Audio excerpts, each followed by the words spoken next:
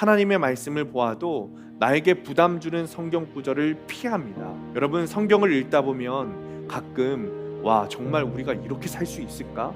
라는 성경 구절들이 우리 안에 보입니다. 부담스러운 성경 구절 앞에서 도망가면서 선택적 순종을 할 것이 아니라 주님의 말씀 앞에 바로 서서 주님이 들려주시는 말씀에 내가 바르게 순종해야 합니다. 그 모습이 지금 주인을 기다리는 종의 모습입니다. 주인이 오시기만을 기다리는, 무엇이든지 순종할 준비가 되어 있는, 어떤 모습을 하고 어떤 명령을 하시든 나는 무조건 순종하리라 라는 마음이 있기 때문에 이 종은 피곤한 가운데도 아침에 입는 의복을 밤에도 입고 등불을 켜고 앉아있지도 않은 채 서서 주님의 말씀이 떨어지기만을 기다리고 있는 거예요. 주님의 말씀만 떨어져라, 주님의 명령만 내게 주어져라, 그러면 내가 그것이 무엇이든 반드시 순종하리라 라는 마음이 지금 이 종에게 있는 겁니다. 이것이 순종의 마음입니다. 순종의 자세인 거죠. 우리도 큐티할 때 이런 마음으로 큐티해야 합니다. 말씀 묵상하면서 나에게 부담되는 말씀, 내가 순종하기 어려운 말씀은 피하고 내게 좋은 말씀, 축복의 말씀만 묵상하는 것이 아니라 나에게 좀 힘들어도 부담되어도 그 말씀과 씨름하고 묵상하고 내 삶에 반드시 적용하고 순종해야 하는 것이죠. 할렐루야. 여러분, 현존하는 한국 최고의 축구 선수가 누구라고 생각하십니까? 한때는 차범근 선수였고 또 한때는 박지성 전 선수였습니다. 이제는 누가 뭐라고 해도 영국에서 뛰고 있는 손흥민 선수가 한국의 최고의 축구 선수일 겁니다. 여러분에게 질문 하나 하겠습니다. 손흥민 선수는 월드 클래스일까요? 아마 이 질문이 무슨 뜻인지 아시는 분은 아실 거고 모르시는 분은 모르실 겁니다. 그러니까 손흥민 선수는 월드 클래스인가? 라는 질문은 이 한국 축구 팬에게 밈이 되었는데 이유가 있습니다. 한국 축구 팬들 대부분 생각하기에 이 손흥민 선수는 월드 클래스라고 생각합니다. 저번 시즌에 영국에서 득점왕을 했기 때문에 이제는 누가 뭐라고 해도 월드 클래스라고 생각을 합니다. 그런데 딱 한 사람만 그렇게 생각하지 않는다는 거죠. 그 사람이 누구냐면 손흥민 선수의 아버지입니다. 이 손흥민 선수의 아버지가 한 방송사에서 인터뷰를 했는데 손흥민 선수는 아직 월드 클래스가 아니다 이렇게 말을 한 거예요. 그러면서 월드 클래스는 세계 최고의 팀에서 꾸준한 활약을 펼쳐야 월드 클래스이다 라고 이야기를 하는 거죠. 축구 선수뿐만 아니라 운동 선수는 모두 클래스를 이렇게 나눕니다. 클래스는 우리나라 말로 수준, 실력 뭐 이렇게 번역할 수 있을 것 같아요. 한국에서 뛸 만한 수준인지 외국에서 뛸 만한 수준인지 아니면 최고의 팀에서 뛸 만한 수준인지를 나누는 것이죠. 여러분, 우리는 어느 클래스에 속해 있을까요? 그리스도인인 우리는 어느 정도 수준에 속해 있을까요? 그리스도인에게 클래스를 나눈다면 이런 기준일 것 같습니다. 우리 앞에 닥친 문제들을 상대하고 돌파할 때 어떤 방법을 사용하는가, 어떤 방법으로 상대하고 돌파하는가, 어떤 방법으로 문제들 그리고 악한 영을 상대하는가에 따라서 그 결과가 달라지기 때문에 그 방법, 어떤 방법을 사용하는지에 따라 우리의 클래스가 나뉘어질 겁니다. 그래서 우리는 그리스도인으로서 월드 클래스에 올라야 합니다. 중요한 것이 무엇이냐면 모든 그리스도인이 월드 클래스가 되어야 한다는 겁니다. 여러분, 혹시 지금 나는 이 정도 수준이니까 괜찮아, 나는 지역에서 괜찮은 편이야, 나는 뭐 안산 지역에서는 좀 쳐주는 믿음이야, 그러니까 괜찮아 라고 생각하신다면 여러분, 빨리 그 생각을 버리셔야 합니다. 주님은 각 사람마다 상황과 처지를 다르게 하셨지만 사탄은 우리의 상황과 처지를 생각해 주지 않습니다. 그래서 믿음은 무조건 월드 클래스가 되어야 하는 겁니다. 사탄 마귀의 공격이 여러분 얼마나 강한지 아십니까? 그리고 교묘한지 아십니까? 그래서 이 사탄은 내가 지금 지역에서 뛸 만한 수준의 믿음을 가지고 있다 하면 그거보다 조금 더 높은 수준의 공격을 합니다. 그리고 나라를 대표해서 뛸 만한 수준을 가지고 있다라고 한다면 그보다도 또 조금 더 높은 수준의 공격을 하는 것이죠. 그렇기 때문에 우리는 아무리 우리를 공격해도 당하지 않을 만큼의 최고의 믿음을 가지고 있어야 합니다. 사랑하는 성도님들, 우리 교회가 그리고 여러분들이 정말 월드 클래스의 믿음과 신앙을 가지시게 되시기를 축원합니다. 그것을 위해서 우리가 정말 부단히 주님 바라보고 주님과 동행하게 되시기를 정말 간절히 축원합니다. 여러분, 그렇다면 주님이 원하시는 그 클래스까지 가기 위해서, 신앙의 월드 클래스까지 가기 위해서 우리가 무엇을 해야 하는가 하면 오늘 본문에서 두 가지를 이야기하고 있습니다. 첫 번째 문단에서는 하늘을 보물에 쌓아두라 라는 것이고, 두 번째는 깨어 있으라는 것입니다.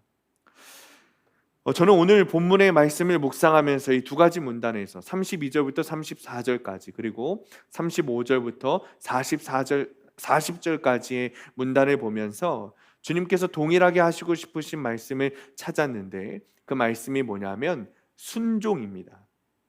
33절 34절입니다. 너희 소유를 팔아 구제하여 낡아지지 아니하는 배낭을 만들라.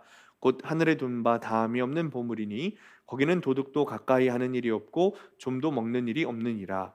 너희 보물이 있는 곳에는 너희 마음도 있으리라. 아멘. 여러분, 한마디로 하늘의 계좌를 개설하라는 겁니다. 요즘에 통장 만들기가 굉장히 어렵다고 하는데 농협, 신한은행, 국민은행, 새마을금고 많은 은행들이 있는데 세상에 있는 은행이 아니라 하늘에 있는 은행의 계좌를 개설하라는 겁니다. 이 본문은 전통적으로 우리 부흥사 목사님들이 굉장히 좋아하는 말씀이셨습니다. 이 말씀 붙들고 헌금 설교하시려고 열심히 연구하고 그러셨는데 제가 들은 설교 중에는 이런 설교도 있었습니다. 헌금을 많이 하는 것은 하늘에 재물을 쌓아두는 것인데 헌금을 많이 해서 하늘에 재물을 쌓아두면 나중에 내가 필요할 때 그것을 꺼내서 쓸 수 있다라는 설교를 들은 적도 있습니다. 그런 설교를 하셨던 부흥사 목사님이 계셨어요. 저도 나중에 여러분에게 헌금하시라는 설교를 하게 될지는 모르겠습니다. 작년에 제가 기독교 교육진흥주일에 설교는 아니고 광고 시간에 말씀은 드렸던 것 같습니다. 장학헌금을 좀 하시라고. 그래서 장학헌금을 통해서 우리가 우리 다음 세대를 키우고 나중에는 우리 지역에 있는 아이들을 키우고 돕는 일을 하자. 교회가 선한 영향력을 교회만 펼치는 것이 아니라 지역에 끼치기 위해서는 힘을 모아야 할 때가 있다. 그래서 광고 시간에 말씀드린 적이 있는 것 같아요. 그래서 장학헌금은 따로 관리해서 사용할 것이다 라고 말씀드렸고, 여러분들께서 헌신해 주신 덕분에 우리 교회 아이들에게 장학금을 줄 수 있었습니다. 오늘 설교를 작성하면서 처음에 저는 여러분에게 헌금하시라는 설교를 안 하겠습니다 라고 적으려고 했는데, 여러분 죄송합니다. 장학헌금 외에도 교회에 정말 헌신이 필요할 때가 있다면 여러분들에게 말씀드릴 때가 있을 것 같아요. 교회를 사랑하는 마음으로 하자고 말씀드릴 수 있을 것 같습니다. 그러나 저는 성경을 가지고 오해석하여서 시도 때도 없이 헌금을 강조하는 설교를 하지 않겠습니다. 그걸 약속드리겠습니다. 실제로 저는 하늘에 보물을 쌓아두라 라는 오늘 본문이 헌금을 강조하는 설교로 들리지 않습니다. 오히려 주님께 마음을 두어야 한다고 들립니다. 실제로 33절 말씀은 새번역 성경으로 읽으면 주님께서 이렇게 말씀하십니다. 너희 소유를 팔아서 자선을 베풀어라. 너희는 자기를 위하여 낡아지지 않는 주머니를 만들고 하늘에다가 없어지지 않는 재물을 쌓아두어라. 거기에는 도둑이나 좀의 피해가 없다. 주님이 말씀하시기를 하늘에다가 재물을 쌓아두기는 쌓아두는데 없어지지 않는 재물을 쌓아두라 라고 말씀하고 계세요. 근데 여러분, 이 땅에 있는 재물은 없어지는 재물입니까? 없어지지 않는 재물입니까? 없어지는 재물이죠. 그러니까 주님은 언젠가 분명하게 없어지게 되는 이 땅의 재물을 하늘에 쌓아두라는 말씀이 아니라 없어지지 않는 재물을 쌓아두라고 말씀하고 계신 거예요. 다시 말하면 이 땅에 있는 없어지는 재물이 있는가 한편 없어지지 않는 재물이 무언가 있다는 거죠. 그리고 그 없어지지 않는 재물이 무엇이냐면 33절 전반부에 보니까 너희 소유를 팔아 구제하여, 즉 내가 가지고 있는 것을 팔아서라도 누구를 돕고 섬기라는 거예요. 그렇다고 여러분 교회에 헌금하는 것이 부당하다고 생각하시거나 헌금하지 않아도 된다고 말씀드리는 것은 절대 아닙니다. 오히려 그 말씀을 그렇게 해석해서 교회에는 헌금하지 않아도 돼라고 생각하시는 분들이 있다면 제가 말씀드렸던 잘못된 해석 중에 하나입니다. 여러분 분명히 말씀드리지만 여러분의 삶에서 11조를 정확하게 구분해야 하고 매 주일마다 한 주간 지켜주신 마음으로 감사 헌금을 드리는 것은 주님께 나의 마음을 드리는 것이거니와 교회 구성원으로서 의무를 다하는 일입니다. 저번 주에도 말씀드렸다시피 이 재물을 통해서 평안을 얻는 것이 아니라 예수 그리스도를 통해서 내가 평안을 얻습니다 라는 믿음으로 주님께 예물을 드리는 거예요. 여러분 이 정도 이야기는 헌금 강조하는 것처럼 들리지 않으시죠? 그러시죠? 네. 다시 본문으로 돌아와서 이 본문의 뜻은 말 그대로 소유를 팔아서 자선을 베풀어라 라고 받아들이셔도 무방합니다. 그런데 그 말씀을 더 깊이 들여다보면 주님이 하시고 싶은 말씀의 결국은 순종입니다. 마태복음 6장 24절입니다. 한 사람이 두 주인을 섬기지 못할 것이니 혹 이를 미워하고 저를 사랑하거나 혹 이를 중히 여기고 저를 경히 여김이라. 너희가 하나님과 재물을 겸하여 섬기지 못하느니라. 한 사람이 두 주인을 섬기지 못한다. 그러니 당연히 너희가 하나님과 재물을 겸하여 섬기지 못한다. 즉 오늘 본문의 말씀과 연관지어서 이야기하면 재물의 마음을 두는 것이 아니라 하늘의 마음을 두어서 하나님을 주인으로 삼고 주인이신 하나님께 순종해야 한다라고 오늘 주님께서 말씀하고 계신 거예요. 여러분 물질은 꼭 필요합니다. 물질 없이 이 땅에서 살아갈 수가 없습니다. 그러나 물질은 꼭 필요하지만 물질이 주인이 될 수는 없습니다. 우리는 그런 하찮은 인생이 아닙니다. 물질이 주인이 되어서 물질에 순종하는 사람이 여러분 얼마나 많습니까?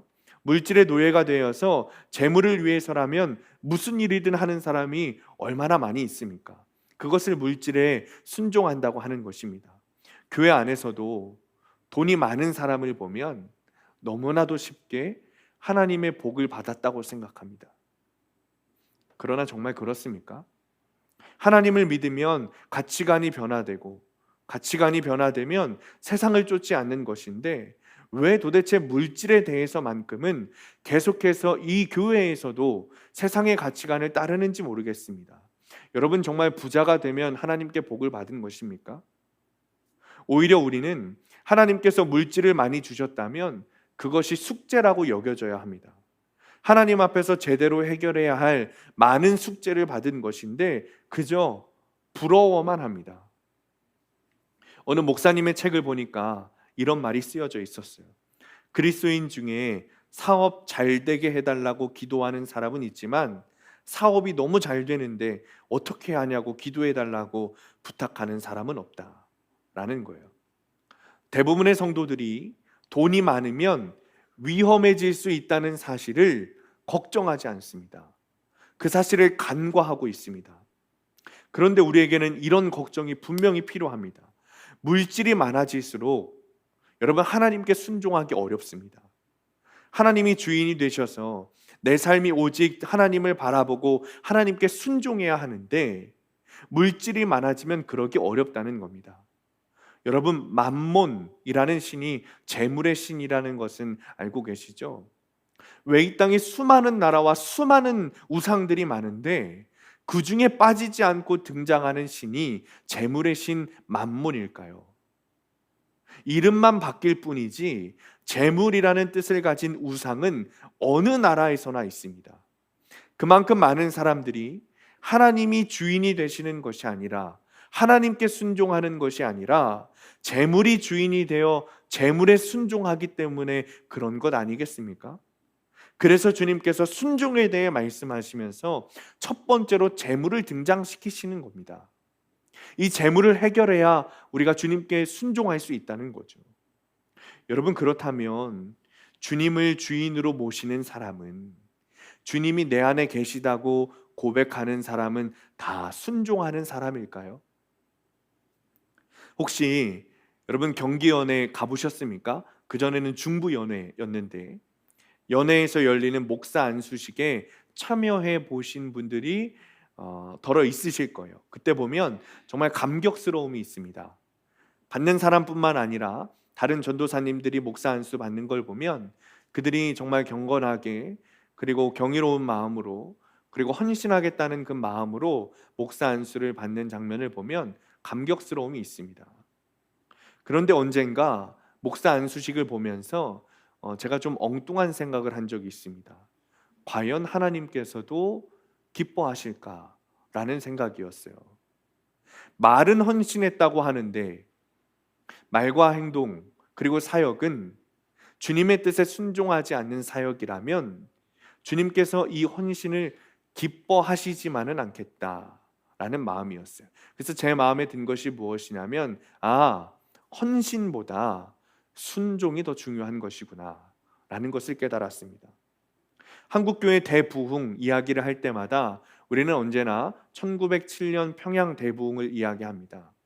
1907년 평양에서 대부흥이 일어날 때 이 부흥의 초석은 회개와 순종이라고 널리 알려져 있습니다. 당시 신앙의 선배들이 부흥의 가운데에서 일어나 회개했습니다. 내 회개만 한 것이 아니라 그 회개한 것을 적용하고 순종했습니다.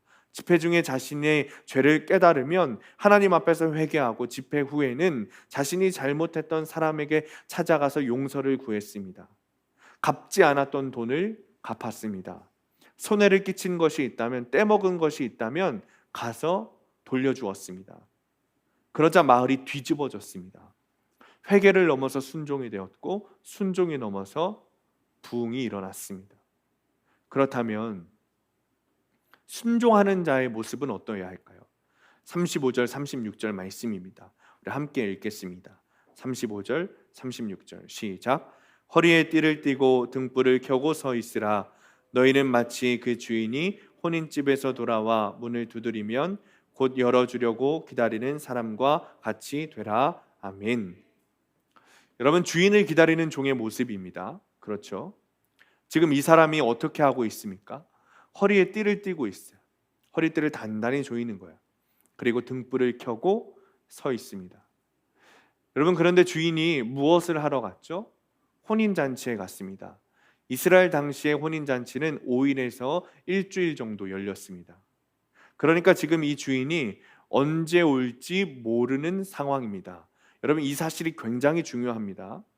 주인이 혼인집에 가서 돌아오지 않고 있어요. 언제 올지 모릅니다. 오늘 역시 밤이 되었어요. 등불을 켰다는 것은 밤이 되었다는 의미입니다. 근데 주인이 돌아오지 않죠. 여전히 이 주인이 오늘 올지 내일 올지 모릅니다. 이 종은 하루 종일 일했을 거예요. 이 사람의 행동을 보면 이 사람은 원래부터 굉장히 순종적이고 헌신적인 사람이었습니다. 성실했을 거예요. 그러니 낮에도 이 종은 하루 종일 바쁘게 일했을 겁니다. 피곤하겠죠. 씻고 싶을 거고 쉬고 싶었을 겁니다. 종은 오늘 하루만 기다리는 것이 아니라 며칠째 언제 올지 모르는 주인을 기다리고 있습니다. 그런데 이 종의 모습이 어떻습니까? 여러분, 언제 올지 모르는 주인을 위해서 기다리고 있는 이 종의 모습이 어떠냐는 거예요. 이 주인을 위해서 일어나서 기다리고 있어요. 밤이 된 것이 확실합니다. 근데 이 종의 모습이 어떻죠? 허리에 띠를 둘렀다 하죠. 허리에 띠를 둘렀다는 것이 무슨 뜻이냐면 아침이 된 것처럼 복장을 단정하게 했다는 거예요. 손에 등불을 켜고 들고 서 있고 주인이 문을 두드리면 곧바로 문을 열고 나갈 자세로 취해서 서 있는 거예요. 여러분, 앉아 있어도 됩니다. 그렇죠? 주인이 문을 두드리고 오면 벌떡 일어나서 문을 열어주면 됩니다. 여러분, 등불쯤이야 주인이 오면 그때 켜고 나가서 마중하도 됩니다. 언제 올지 모르니까 그런 거죠. 그런데 이 사람은 지금 앉아있지 않습니다. 서 있어요. 그리고 등불을 켜고 기다리고 있습니다. 언제 올지 모르는데 말입니다. 이것이 순종의 모습입니다. 종이 주인에게 순종하는 모습을 그대로 보여주고 있는 거예요. 여러분, 가능한 일입니까? 종은 지금 주인을 사랑하고 신뢰하고 경외하는 마음으로, 존경하는 마음으로 기다리고 있는 거예요. 그렇지 않고서는 도저히 감당할 수 없는 모습입니다. 이것이 순종의 모습이죠. 산부인과 의사가 한 가지 재미있는 이야기를 했습니다. 자연분만을 하지 못해서 산모가 수술을 받아야 했다고 해요. 그래서 마취를 하려고 한 거죠. 그래서 마취를 하려고 산모에게 심호흡을 하십시오 라고 했답니다. 그랬더니 이 산모가 너무 긴장을 했는지 숨을 크게 들이셔야 하는데 그냥 말로 심호흡, 심호흡 이랬다는 거예요. 여러분, 근데 우리가 이렇지 않냐는 거죠. 말로만 순종한다는 겁니다. 세상 사람들이 예수 믿는 사람들에게 자주 하는 말이 있습니다. 뭐죠? 말은 잘한다 라는 말이에요. 여러분, 가슴 아픈 말 아닙니까? 너무 부끄럽지 않습니까? 우리는 말만 주여 주여 하는 것이 아니라 예수님께 순종하면서 살아야 됩니다. 우리가 찬양을 정말 좋아하는데 입으로만 찬양하는 것이 아니라 우리가 정말 찬양하는 삶을 살아야 합니다.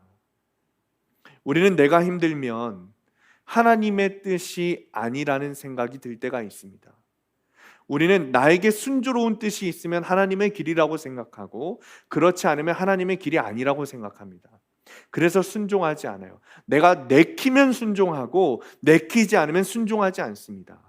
내키지 않으면 하나님의 길이 아니라고 생각하는 거예요. 내게 좋은 것을 가져다 주면 이것이 하나님의 길이구나 하고 순종하고, 나에게 좋지 않은 결과를 가져다 줄 것 같으면 이것은 하나님의 길이 아니야 하고 순종하지 않습니다. 우리가 보통 그렇게 생각합니다. 우리 교회에서 있던 일입니다. 제가 설교를 마치고 내려오는데 누구신지 모르겠어요. 기억이 안 납니다. 정말 기억이 안 나는데 여러분, 제가 하는 이야기를 들으시고 저거 난데 하시는 분 있으시면 회개하시기 바랍니다. 제가 설교를 마치고 내려오는데 어떤 성도님이 저를 붙잡고 이런 말을 하시더라고요. 목사님, 은혜 받았습니다. 그런데 언어 선택에 조금 주의해 주시기 바랍니다.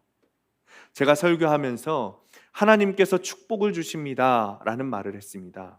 그러는데 이 축이라는 말에 이미 주신다라는 의미가 있어서 축복이 아니라 하나님께서 복을 주십니다 라고 말을 해야 된다는 거예요. 그때 당시에는 제가 당황해서 이야기를 못했는데, 여러분, 말이라는 것은 보편타당하게 사용하는 것이기 때문에 기독교 오랜 전통상, 제가 지금도 변명하고 있는데 기독교 오랜 전통상 여러분, 하나님께서 축복을 주신다는 말은 자연스럽게 사용되고 들릴 수 있는 겁니다. 그러면서 드는 생각이 이런 거죠. 말씀을 저렇게 분석적으로 들으려면 얼마나 피곤할까? 저분에게는 예배 시간에 정말 은혜가 있을까? 라는 생각이 들었어요. 설교는 구절구절 분해하고 따지는 것이 아니라 전체적인 맥락 안에서 들어야 하고, 예배 가운데 선포되는 말씀이 정말 하나님의 말씀이라고 믿어진다면 그것을 분석해서 따지고 구분해서 들어야 할 것, 듣지 말아야 할 것, 순종할 것, 순종하지 말아야 할 것 구분하는 것이 아니라 믿음으로 받아들이는 겁니다. 말씀을 볼 때도 똑같습니다. 하나님의 말씀을 보아도 나에게 부담 주는 성경 구절을 피합니다. 여러분, 성경을 읽다 보면 가끔 정말 우리가 이렇게 살 수 있을까? 라는 성경 구절들이 우리 안에 보입니다. 우리 교회가 정말 큐티 시작하면서 그런 마음 드시는 분들이 여러 생기셨을 거예요. 그러나 그런 성경 구절들을 외면해서는 안 됩니다. 여러분, 정말 한국에 내놓으라는 목사님들, 설교자들 많이 있으시지만 그 중에서도 이 시대를 대표하는 단 한 명의 설교자를 뽑으라면 아마도 고 옥하는 목사님을 우리가 이야기할 수 있습니다. 그런 옥하는 목사님께서도 이런 말씀을 하셨어요. 성경에 설교자로서 설교하기 두렵고 부담되는 말씀들이 있다. 그래서 어떤 때는 그 말씀을 피하기도 하고 또 때로는 어쩔 수 없이 설교를 할 때도 있다라고 하셨습니다. 그러면서 하시는 말씀이 의를 위하여 핍박을 받는 자는 복이 있다는 말씀과 같은 내용을 설교하려고 하면 내가 과연 의를 위해서 핍박을 받을 수 있는 사람이 될 수 있을까? 의문이 생기고, 동시에 그런 핍박을 한 번도 받아보지 않았기에 자신이 없어진다. 정말 내가 온유한가 하고 자문할 때 금방 대답이 나오지 않는다. 겉옷을 달라는 자에게 속옷까지 내어주라는 말씀에 과연 내가 그럴 수 있는 사람인지 알 수가 없다 라는 말씀을 하셨습니다. 종종 우리는 말씀 가운데 나에게 충격을 주고 자신감을 꺾어 놓는 말씀들이 있습니다.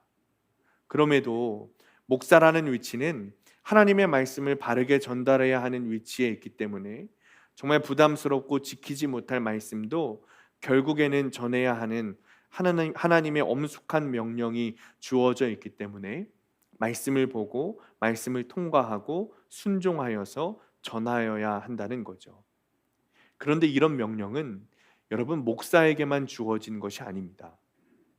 부담스러운 성경 구절 앞에서 도망가면서 선택적 순종을 할 것이 아니라 주님의 말씀 앞에 바로 서서 주님이 들려주시는 말씀에 우리가 바르게 순종해야 합니다.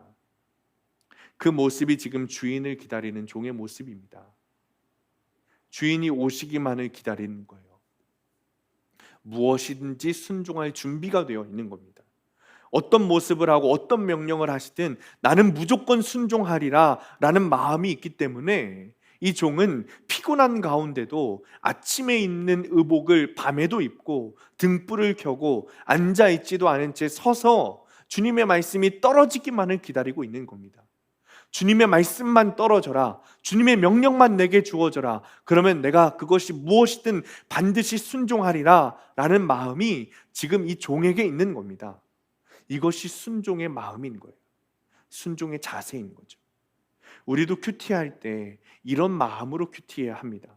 말씀 묵상하면서 나에게 부담되는 말씀, 내가 순종하기 어려운 말씀은 피하고 내게 좋은 말씀, 축복의 말씀만 묵상하는 것이 아니라 나에게 좀 힘들어도 부담되어도 그 말씀과 씨름하고 묵상하고 내 삶에 반드시 적용하고 순종해야 하는 것이죠. 제가 수련목 전도사일 때 한 번은 화요일 전체 회의 시간에 사역자들과 장로님들이 모두 모여서 당시 담임 목사님의 생일 축하를 해드린 적이 있습니다. 그 당시에 사역자들만 100명이 넘었고 거기에 장로님들도 오셨으니까 정말 많은 사람들이 담임 목사님 생일 축하를 해드렸어요. 그리고 나서 장로님 중에 대표 되시는 분이 일어나서 축하의 말씀을 전해주시는데 후배 장로님들에게 권면하시면서 말씀하시기를 담임 목사님에게 마음을 모아서 순종하셔라 라는 권면의 말씀을 하셨습니다. 이 장로님들이 정말 목사님을 사랑하는 마음으로 축하해 주셨고 그 권면도 역시나 애정이 담긴 권면의 말씀이었습니다. 그런데 그리고 나서 축하를 받으신 당시 담임 목사님께서 일어나셔서 하신 말씀이 저에게는 굉장히 충격적이었습니다.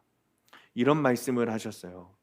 장로님들은 제게 순종하지 마셔야 합니다. 결코 그렇게 하지 마셔야 합니다. 장로님들은 오직 주님께 순종하셔야 합니다. 저에게 순종하면 저와 교회에게 재앙이 될 것입니다. 그러니 오직 주님께 순종하셔야 합니다. 이 말씀을 듣는데 정말 그 자리에 앉아있던 100여 명이 넘는 사람들에게 찬물을 끼얹는 듯한 느낌이었습니다. 그러면서 제가 속으로 이런 생각을 했어요. 첫 번째는 이 사람은 정말 무드 없는 사람이구나 라고 생각했고, 두 번째는 그래도 이 사람은 정말 주님의 종이구나 라는 생각을 했습니다. 아마도 주님이 아니라 자기를 바라보려고 하는, 주님께 순종하는 것이 아니라 목사에게 순종하려고 하는 성도를 경계하고자 하시는 말씀입니다. 담임 목사가 되고 저에게 가장 많이 물어오는 질문이 있습니다. 뭐가 다르냐는 거예요. 어떤 게 힘드냐는 겁니다. 그럼 저는 항상 이렇게 대답했습니다. 담임 목사가 되니까 모든 성도들이 저를 바라보고 있는 듯한 느낌이 듭니다. 부목사일 땐 느끼지 못했는데 이제는 그들이 나의 양으로 여겨져서 그런지, 아니면 그들이 정말 나를 목자로 여겨서 그런지, 아니면 둘 다인지 모르겠지만 성도들이 나만 바라보고 있는 느낌이 듭니다. 사실 저는 이것이 조금 부담스럽습니다. 저는 여러분의 순종을 받을 자격이 없습니다. 능력도 없습니다. 그저 주님께서 은사와 역할을 주셔서 저도 그냥 주님께 순종하고 있을 뿐입니다. 그러므로 여러분도 주님을 바라보며 주님께 순종하시기 바랍니다. 약간의 의견 차이가 생겨도 저와 여러분들 사이에 약간의 의견 차이가 생겨도 괜찮습니다. 목사와 성도들이 오직 주님께만 순종하려고 한다면 주님은 분명히 우리와 함께 하시기 때문에 교회를 하나 되게 하실 것입니다. 그러니 순종받기 합당하신 주님께만 순종하시면 됩니다.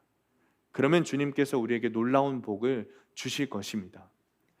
그 복은 37절에 나와 있습니다. 우리 함께 읽을까요? 37절 시작. 주인이 와서 깨어 있는 것을 보면 그 종들은 복이 있으리로다. 내가 진실로 너희에게 이르노니 주인이 띠를 띠고 그 종들의 자리에 앉히고 나와 수종 들리라. 아멘. 종의 순종을 본 주인이 이 종을 너무 이쁘게 본 거죠. 그러더니 주인이 허리에 띠를 맵니다.